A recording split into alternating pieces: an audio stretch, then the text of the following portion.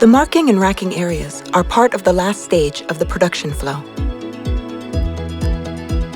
Durante todo el flujo productivo vamos siguiendo la trazabilidad digital de la fabricación de la pieza. Al finalizar su ensamblado, la referencia se marca físicamente, uniendo de esta manera la pieza física y su imagen IoT Insight, un servicio que recopila, procesa y almacena los datos de fabricación de la pieza, posibilitando desarrollar nuevos servicios y soluciones. Este marcado podemos realizarlo tanto en la célula de ensamblado como en una célula exclusivamente dedicada para tal fin.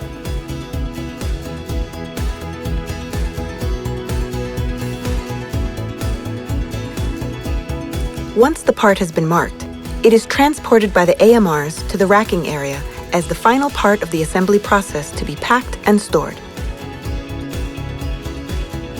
Racking can be either manual or automatic.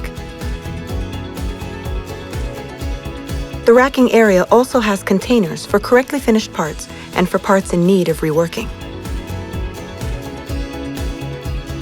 The latter are identified by the system and diverted to the reworking area for review.